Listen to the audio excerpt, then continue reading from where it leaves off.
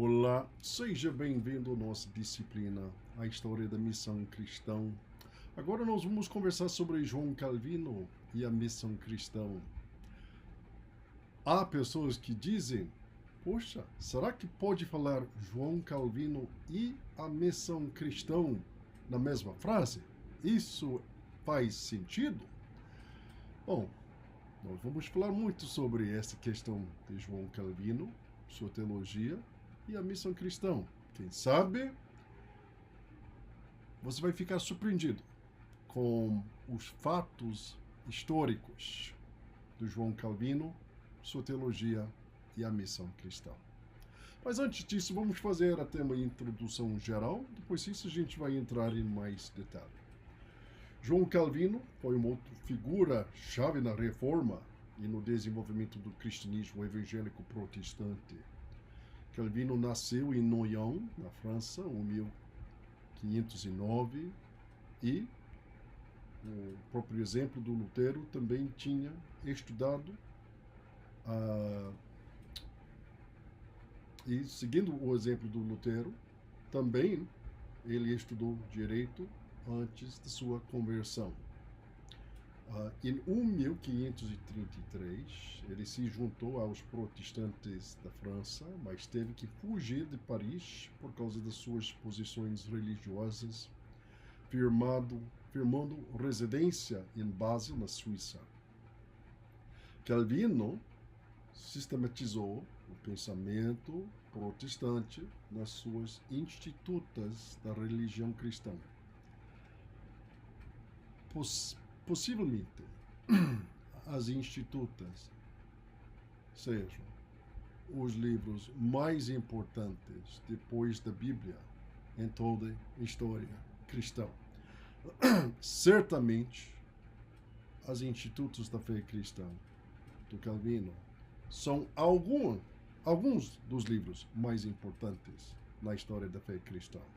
Claro, a palavra de Deus em primeiro lugar, mas depois disso, a lista é muito curta antes de encontrar os institutos da religião cristã do João Calvino como livros essenciais para entender a fé cristã.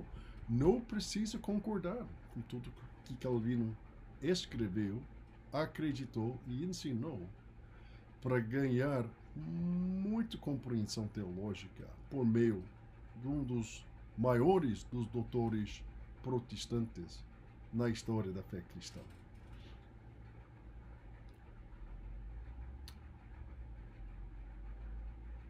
Ele publicou sua primeira edição dos Institutos quando ele tinha somente 26 anos de idade.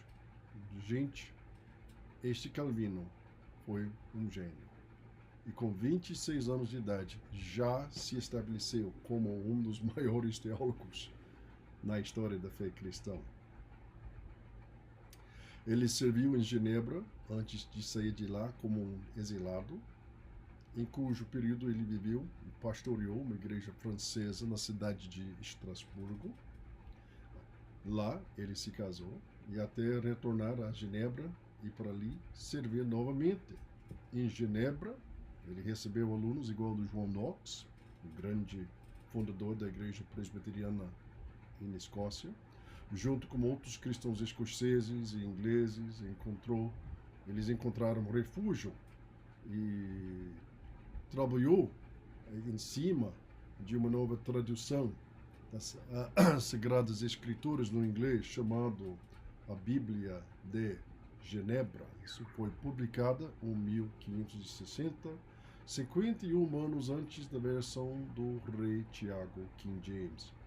Calvino é considerado o patrono fundador das igrejas reformadas, mais especificamente fundador das denominações presbiterianas. Então isso é um geral sobre a pessoa de João Calvino, se por acaso você nunca fez muito estudo sobre sua pessoa, porque Calvino é uma pessoa em que todo mundo faz comentário, mas quase ninguém faz leitura.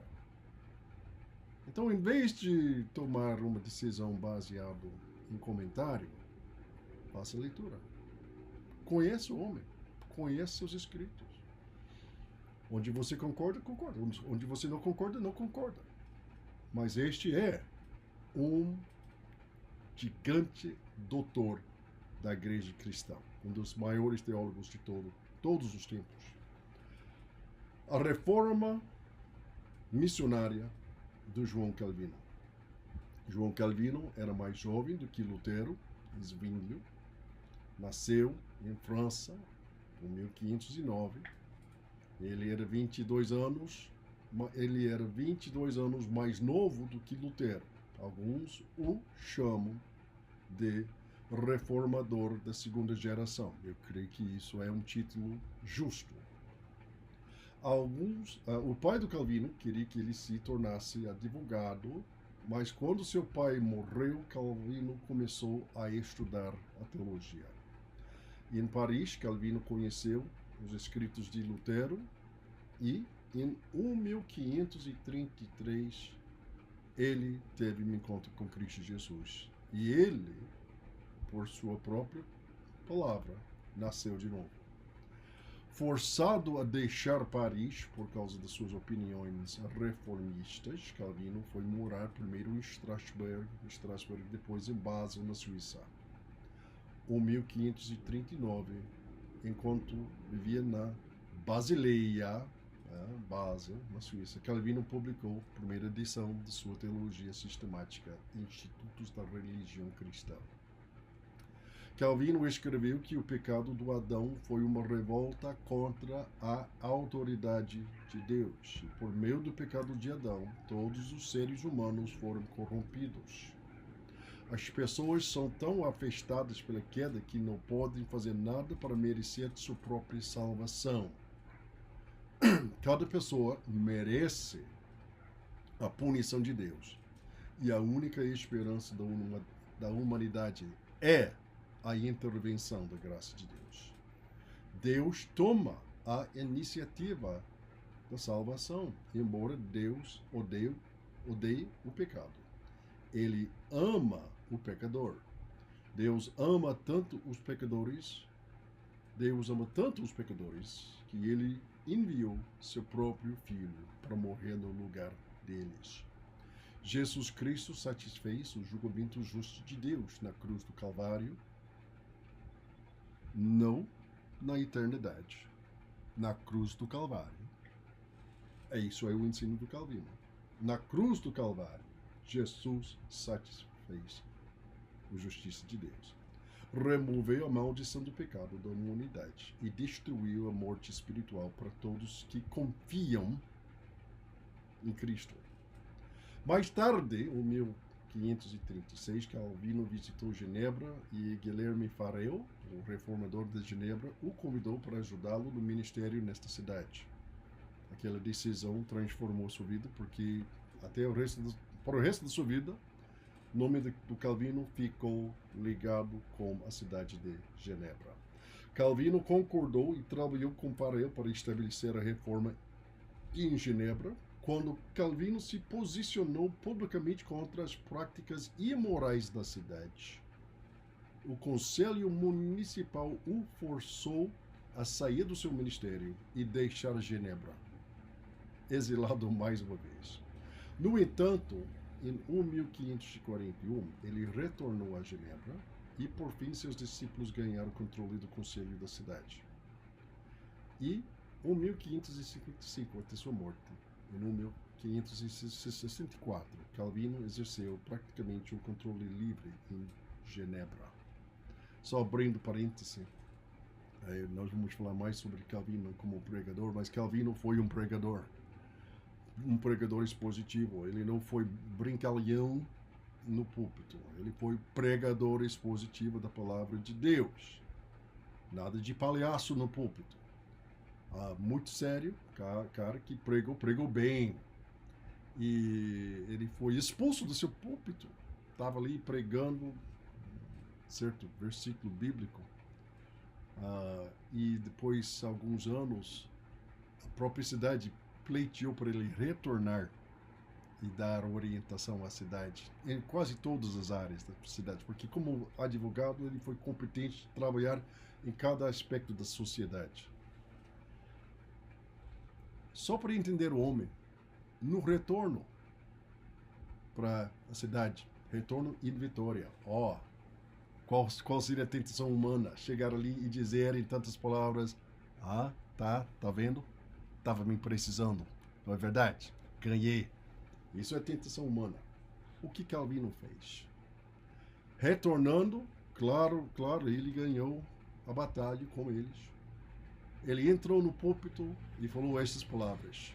A última vez que eu estive aqui pregando tal livro, capítulo X, versículo X, vamos retornar para aquele livro, capítulo X, e vamos agora trabalhar com os seguintes versículos. Não falou nada, retornou diretamente para a passagem que ele pregou antes de sair da cidade 2 anos depois.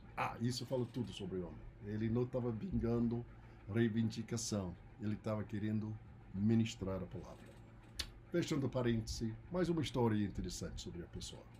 Muitos escritores afirmaram que a forte crença do Calvino na eleição eterna desencorajou a ele e seus seguidores a fazer evangelismo. Eu tenho ouvido isso, eu estou com 65 anos, certamente eu tenho ouvido isso por 55 anos. E muitos batistas da minha própria denominação, Convenção Batista do Sul, falam isso. E falam isso com muita força, com muita convicção. Posição do Calvino é impossível falar sobre missões. Isso vai destruir, se aceitar esta visão, você vai desfazer todas as abordagens missionárias. Eu vou dizer, repetir, você não precisa concordar com Calvino. Não precisa concordar com Calvino. Mas você precisa entender Calvino. E a posição do Calvino não concorda com suas críticas. Porque a história não é a disciplina de promover o preconceito de alguém que queria dizer que eu queria que a história fosse deste jeito. O trabalho do historiador é simplesmente dizer, estes são os fatos. É isso que aconteceu. Pode tirar sua própria conclusão, mas não pode tirar seus próprios fatos. A gente vai pensar sobre os fatos do João Calvino e, mais uma vez, você está livre de tirar suas conclusões, mas você não está livre de tirar seus próprios fatos. Vamos aprender os fatos, tira as conclusões que Deus te orientar. Afinal de contas, se Deus, eles dizem, se Deus escolher alguns para serem salvos, por que os cristãos deveriam interferir na obra de Deus? Deus vai salvar o que ele queria salvar. Alguns hipercalvinistas, e quando chegar ali, no estudo de William Carey, nós vamos estudar sobre hipercalvinismo, alguns hipercalvinistas adotaram essa abordagem. Mas o próprio Calvino não é hipercalvinista, o próprio Calvino é calvinista. E Calvino não o fez. E podemos argumentar com muita tranquilidade sobre essas questões de salvação, eleição, predestinação, fé, conversão, evangelismo, missões, etc. As diferenças entre João Calvino e William Carey são mínimas. Um é batista, outro é presbiteriano, mas essas questões de salvação são quase iguais. E há uma boa razão, porque os dois estão ali comprometidos com esta visão elevada da palavra de Deus sobre a graça do Senhor. Calvino fez de Genebra o acampamento base para um intenso esforço evangelístico na França. Entre os anos 1555 e até 1562, Calvino e seus colegas enviaram 88 evangelistas para a França.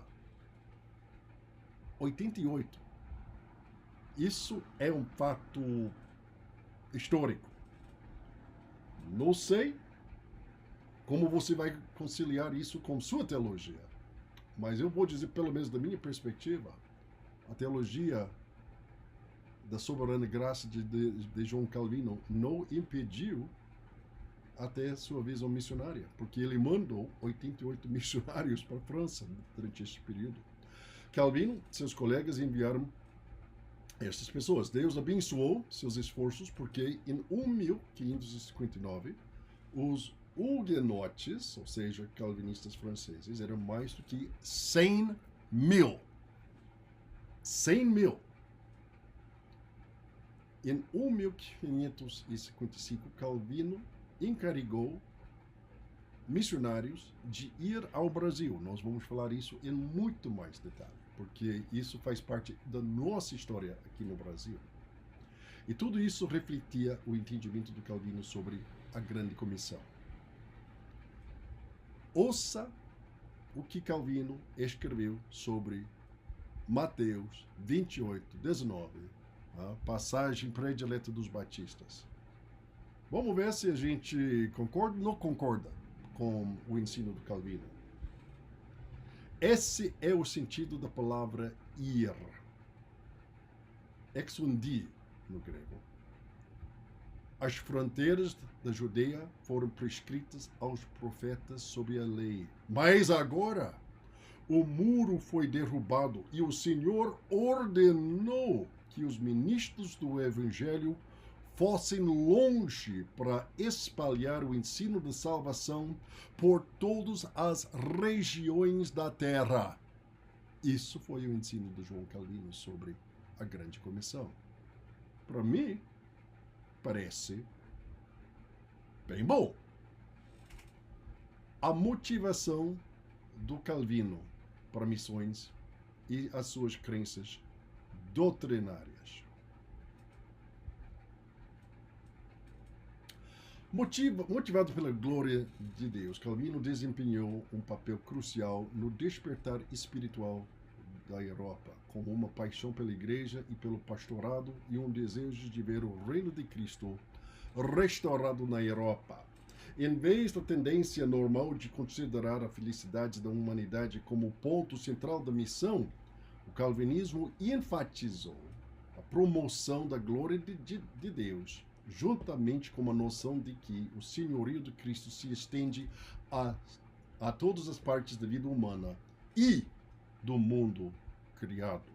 Os valores do reino deveriam ser aplicados em todas as áreas da vida, razão pela qual, em Genebra, Calvino projetou um sistema de esgoto, inaugurou um fundo financeiro para ajudar os refugiados pobres, redigiu as leis da cidade e apoiar uma indústria de tecelagem para melhorar o bem-estar das pessoas. Então, Calvino tinha compromisso doutrinário e compromisso social, tudo baseado na sua visão, como a gente ia dizer hoje em dia, de missão integral. Calvino acreditava que Deus é capaz e deseja, em virtude da sua onisciência, onipresença e onipotência, fazer o que quiser com sua criação. A humanidade é completamente pecaminosa e, pela graça de Deus, Ele predestina as pessoas para a salvação, não com base em sua dignidade, mas pelas boas intenções da sua vontade. A morte de Jesus foi apenas para os predestinados e, portanto, Deus regenera o indivíduo para que ele escolha segui-lo sempre na salvação eterna. Alguns teólogos argumentam que a visão do Calvino sobre a soberania de Deus desencoraja as missões e, de fato, a predestinação de Deus a pessoas específicas exige que os esforços humanos sejam desnecessários. Ao contrário deste ponto de vista, Calvino concentrou seu ensino na afirmação de que Deus chamou e equipou as pessoas para se juntarem a Ele em sua obra. Ao mesmo tempo, usou meios. Quem falou que Deus usa meios em sua obra soberana? Nada menos do que o justo famoso William Carey. Repetindo, Calvino e Carey concordou totalmente em como o Deus soberano age e implementa seu plano de salvação. Deus equipa pessoas para se juntarem a Ele, a sua obra, e ao mesmo tempo em que enfatizou que, antes de tudo, as missões eram sobre a obra de Deus e não a obra da humanidade. Somente Deus pode fazer com que os pecadores respondam ao chamado do Evangelho. Salvação é do Senhor, não é da nossa técnica e certamente não é da nossa sabedoria humana, nem do esforço humano. Deus usa técnica, Deus usa sabedoria, Deus usa esforço humano, mas no fim de contas é Deus que faz. A predestinação não torna a pregação do Evangelho desnecessária. Na verdade, ela torna a pregação mais importante como um meio de salvar aqueles que são predestinados. Então, Calvino não ensina na sua teologia que a providência ou a atuação de Deus é unilateral. Ele ensina que Deus age por meio de meios estabelecidos do Senhor aqui neste mundo. Igual do apóstolo Paulo, que se esforçou totalmente, mas chegando ao fim de tudo, ele vai declarar: não foi eu, mas foi Cristo dentro de mim. Charles Chaney, um grande missiólogo da Convenção Batista do Sul, identificou 4 princípios da filosofia de missões de Calvino: o chamado dos gentios, o progresso do reino e a reunião da igreja e a responsabilidade cristã pessoal. Com relação ao último princípio, Calvino acreditava que, após a ascensão de Cristo, o Evangelho deveria se espalhar para todo mundo por meio da pregação da palavra de Deus. Deus usa soberanamente a pregação da palavra para trazer salvação às pessoas. Ele entendeu que essa expansão da igreja foi realizada por meio dos apóstolos, mas os crentes deveriam continuar o trabalho até que o Evangelho tenha alcançado os limites mais distantes da terra. Citação direta do Calvino.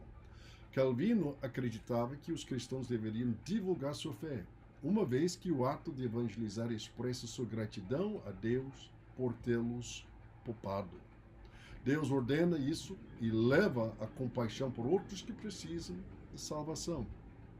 Por exemplo, Calvino, em seu comentário sobre o profeta Isaías, incentiva os crentes a desejarem a salvação do mundo com base em sua compreensão da libertação de Deus em suas vidas. Sua exposição de Isaías 12:4, Calvino afirma o seguinte: portanto, é evidente qual é o desejo que deve ser acalentado entre todos os piedosos, você e eu. É que a bondade de Deus seja dada a conhecer a todos, para que todos possam participar da mesma adoração a Deus. Devemos nos inflamar com esse desejo, especialmente depois de termos sido libertados de algum perigo alarmante e, acima de tudo, depois de termos sido libertados da tirania do diabo e da morte eterna. Em outras palavras, nossa salvação precisa criar dentro de nós gratidão a Deus e desejo que outros tenham a mesma experiência. Mais uma vez, em seu comentário sobre Miqueias 2:1-4, Calvino afirma: o reino de Cristo só começou no mundo quando Deus ordenou que o Evangelho fosse proclamado em todos os lugares, e até hoje seu curso ainda não está completo. Em outras palavras, os apóstolos não concluíram a grande comissão, de acordo com Calvino, e os cristãos ainda têm a responsabilidade de pregar o Calvino de acordo com a Bíblia e também de acordo com Calvino. Além disso, nas anotações do Calvino sobre 1 Timóteo 2:4, ele afirma: não há povo nem classe no mundo que esteja excluído da salvação, porque Deus deseja que o Evangelho seja proclamado a todos, sem exceção.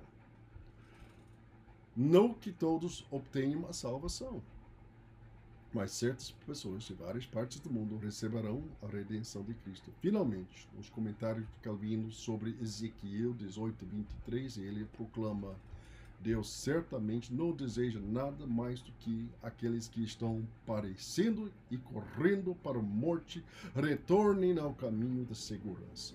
É por isso que o Evangelho é hoje proclamado em todo o mundo, pois Deus quis testemunhar a todas as épocas que ele está muito inclinado a ter piedade de todos. Deus deseja que a humanidade aceite a salvação e, por meio da sua eleição, garante que alguns o farão. Eu vou parar aqui. Mais uma vez, não precisa aceitar a posição do Calvino, mas é importante que você vai entender a posição do Calvino. Calvino achou que, no fim de contas, não há contradição entre a soberania de Deus e a liberdade do ser humano. Deus usa a liberdade, de acordo com sua soberania, de cumprir seus propósitos divinos. Como? Eu não sei. Não sou Deus. Que ele faz? Eu, pessoalmente, não tenho nenhuma dúvida. Porque a Bíblia nos ensina. É assim mesmo. Que Deus abençoe. E quando retornar, nós vamos pensar sobre métodos usados pelo Calvino no progresso da missão cristã. Até nossa próxima conversa.